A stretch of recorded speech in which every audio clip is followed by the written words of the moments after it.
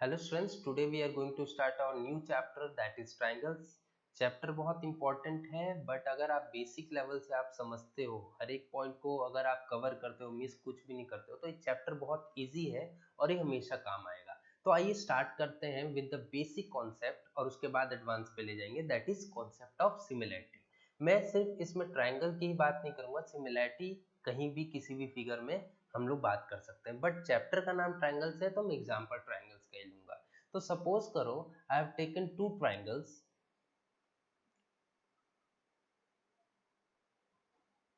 Okay, another triangle of different size,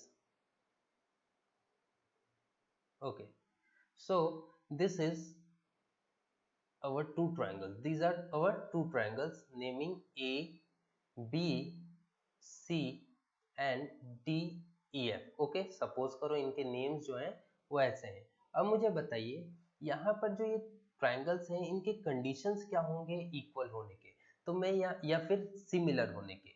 क्या ये similar और इक्वल टर्म सेम है? क्या इन दोनों में डिफरेंस है? क्या ये फिगर्स कॉन्ग्रुएंट है? अगर कॉन्ग्रुएंट है तो क्या ये सिमिलर भी है? और अगर ये सिमिलर है तो क्या क्या कंडीशन चाहिए कॉन्ग्रुएंट होने के? ये सब क्वेश्चन जो है हम डिस्कस करेंगे ताकि कभी भी लाइफ में इस चीज को लेकर प्रॉब्लम ना हो। तो मुझे बताइए इन दोनों ट्राइंगल्स को आप देखेंगे तो यहाँ पर बताइए, इन ट्राइंगल्स में लिख देता हूँ, in triangle A B C and triangle D E F, okay. मुझे बताइए इनको देखने से कैसा लगता है, ये दोनों सेम तरीके से दिखते हैं? तो डेफिनेटली, तो पहला पॉइंट ये है फॉर द सिमिलैरिटी, सबसे पहले they should look alike, they should look alike, एक जैसे दिखने चाहिए। लेकिन इसका मतलब ये नहीं कि इनके डायमेंशंस भी इक्वल हो, ठीक है। जैसे हम अगर एग्जाम्पल लें, हमारे ह्यूमन बींग्स के ही एग्जाम्पल्स ले लेते हैं, तो उसमें आप देखोगे कि सबके क्या है, एक नोज है, टू ईयर्स है, टू आईज है, सब सेम तरीके से दिखते हैं। बट वहां पर अगर मैं बात करूं तो किसी का हाइट ज्यादा होता है, किसी का हाइट कम होता है।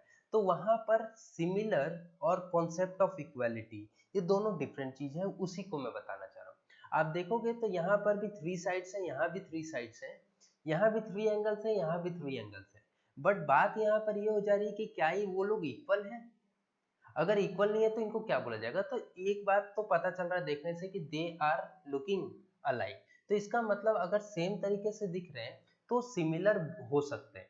सेकेंड कंडीशन जो है, तीन कंडीशन है बच्चों, तीनों अगर सेटिस्फाई करता है इसका मतलब वो फिगर जो है वो क्या है, सिमिलर है।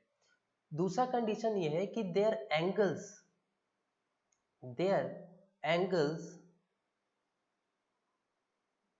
और वो भी कौन से angles, corresponding angles, okay, so their corresponding angles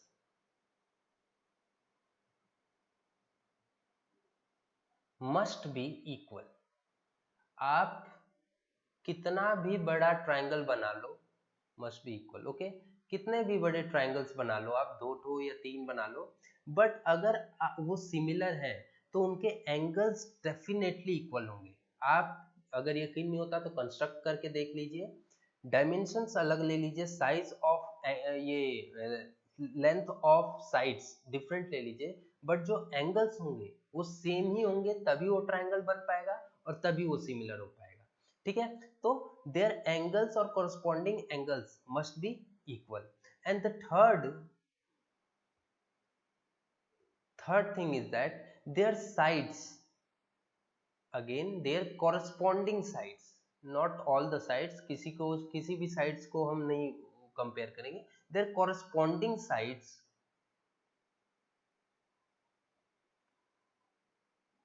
must be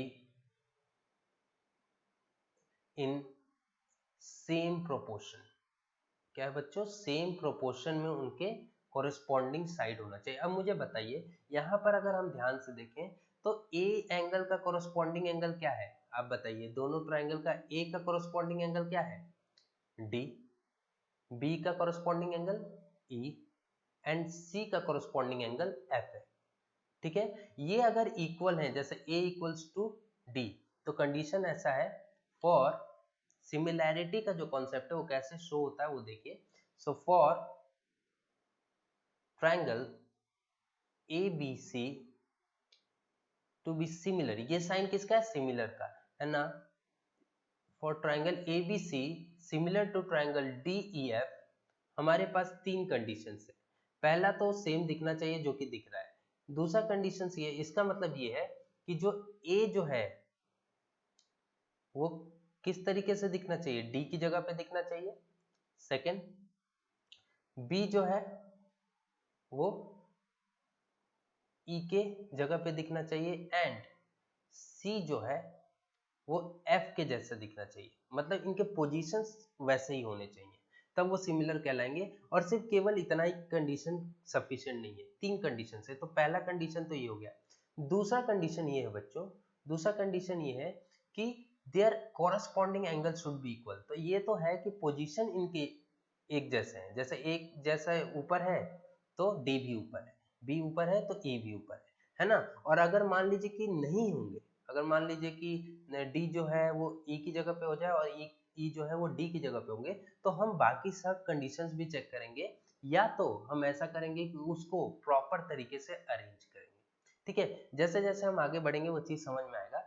तो एंगल ए की जगह डी होगा, बी की जगह ई होगा एंड सी की जगह एफ होगा, तभी तो हम बता पाएंगे कि वो कॉरस्पॉन्डिंग साइड्स है या एंगल्स है। जैसे कि आप यहाँ पर देख सकते हो बच्चों, यहाँ पर आप देखेंगे ध्यान से तो ए बी जो है, आप देख लीजिए ए बी के कॉरस्पॉन्डिंग क्या है, डी। तो आप देख लीजिए ए बी के कॉरस्पॉन्डिंग यहाँ पर जो दिखता है वो क्या है, डी। वैसे BC के कॉरस्पॉन्डिंग यहाँ से आप देख सकते हो, BC के कॉरस्पॉन्डिंग क्या है, EF।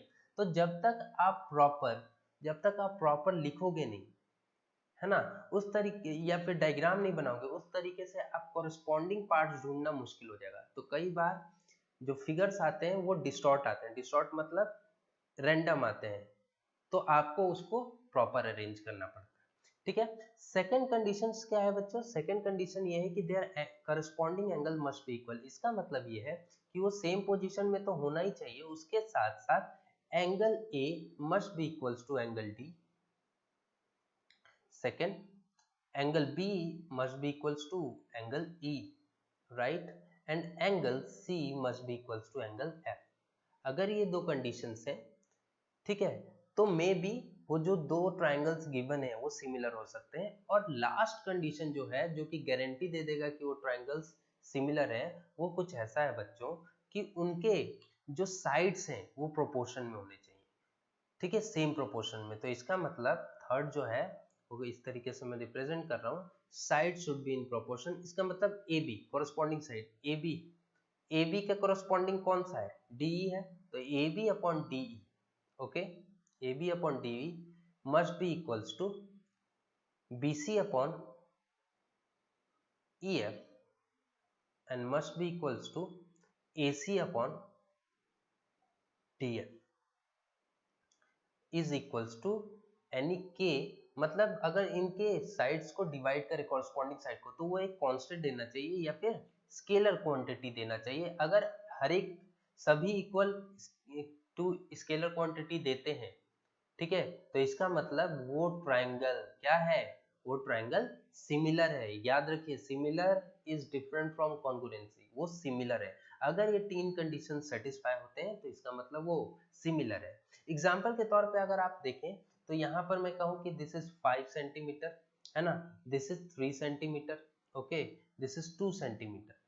तो अगर इसको सिमिलर होना है तो यहाँ पर क्या होना पड़ेगा, यहाँ पर अगर 10 सेंटीमीटर है, यहाँ पर 4 सेंटीमीटर है एंड दिस इज 6 सेंटीमीटर, तो आप देखिए डायमेंशंस अलग हैं बट एक जैसे दिखते हैं। और अगर आप इसको देखेंगे तो यहाँ पर सॉल्व करके देख लीजिए, ए बी अपॉन डी यानी 5 upon 10 equals to 3 upon 6 equals to 2 upon 4। आप देख सकते हैं 1/2 1/2 1/2 जो कि स्केलर क्वांटिटी है वो आपका यहाँ पर आ जा रहा है। आप देख लीजिए यहाँ पर 5/10 3/6 2/4 आ जा रहा है यहाँ पर स्केलर क्वांटिटी जो की है। ठीक है, इसका मतलब ये है कि अगर मान लो इनमें से एक भी चीज सेटिस्फाई होता है, इन दोनों में से सेकेंड और थर्ड कंडीशन में, इसका मतलब हम डायरेक्टली बोल देंगे कि वो क्या है, वो सिमिलर ट्रायंगल्स हैं। बात समझ में आ रही है क्या? सिमिलर ट्रायंगल्स हैं। क्यों? क्योंकि अगर साइड प्रोपोर्शन में है तो डेफिनेटली आप ट्रायंगल तभी सिमिलर फॉर्म कर पाओगे जब उसके एंगल्स इक्वल होंगे, और अगर एंगल्स इक्वल हैं तो ये श्योर है कि जो आप ट्रायंगल बनाओगे वो डेफिनेटली उनके साइड जो है कॉरस्पॉन्डिंग साइड्स क्या होंगे? वो सेम प्रोपोर्शन में होंगे। ठीक है, तो ये दो सेकेंड और थर्ड पॉइंट्स बहुत इंपॉर्टेंट थे। ठीक है, आप देख सकते हो the way we are representing the similar triangles, और सिमिलर ट्रायंगल्स रिप्रेजेंट करने का जो साइन है वो क्या है बच्चों? इस तरीके से। बात समझ में आई? किस तरीके से? इस तरीके से। ठीक है, तो आई होप आपको कॉन्सेप्ट ऑफ सिमिलैरिटी समझ में आया। It's not only about the triangles, अगर आप दो सर्कल्स को भी लेते हो, दो सर्कल को भी आप लेते हो, एक बड़ा एक छोटा, तो इसका मतलब वो सेम दिखता है। ठीक है, क्या दिखता है? वो सर्कल सेम दिखता है, बस फर्क इतना है कि एक छोटा एक बड़ा है, और वो डिपेंड होता है रेडियस पे, बट ये सेम तो दिख रहे ना।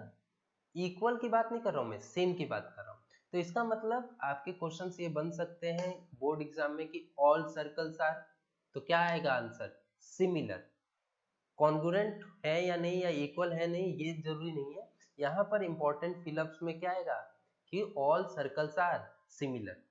बट मुझे अगर आपसे कंडीशन ये पूछना है कि क्या ऑल ट्रायंगल्स आर सिमिलर, तो नहीं। वहां पर सपोज करो कि एक ट्रायंगल राइट एंगल ट्रायंगल दे दे और एक इक्विलेटरल, तो ये तो कभी भी सिमिलर दिख ही नहीं रहे। देखने की बात करें they should look alike, but ये दिख ही नहीं रहे, तो इसका मतलब ये है कि वो सिमिलर हो ही नहीं सकते। But in case of circle, all circles are similar, all squares are similar. ठीक है, तो ये कंडीशंस मैं यहाँ पे लिख दे रहा हूँ, है ना। स्पेसिफिक कंडीशन क्या है? ऑल सर्कल्स आर, और फिलअप्स में आता है डैश, सिमिलरली ऑल स्क्वायर, ठीक है, रेक्टेंगल, ठीक है, ये सब जो क्या है? आर सिमिलर, ये सब सिमिलर है, बस इनके डायमेंशन अलग है, इक्वल नहीं है, बट सिमिलर जरूर है। तो ऐसे क्वेश्चंस बच्चों आते हैं। ठीक है, क्योंकि स्क्वायर भी अगर आप बनाओगे तो कैसा स्क्वायर बनाओगे? एक छोटा एक बड़ा, बट दिख तो वो सेम रहे ना, भले उसका डायमेंशन अलग अलग है। रेक्टेंगल भी अगर आप बनाओगे तो एक छोटा एक बड़ा बनाओगे, बट दिख तो सेम रहे ना बच्चों, बस उसके साइज अलग है। इसका मतलब साइड जो है वो प्रोपोर्शन में है। बात समझ आ रही? बाकी एंगल तो आप देख सकते हो ना, चाहे बड़ा स्क्वायर लो या छोटा, दोनों के 90 डिग्री होंगे, तो angles will always be equal. It में और मे नॉट बी कि साइड जो होंगे वो प्रोपोर्शन में होने चाहिए। अगर साइड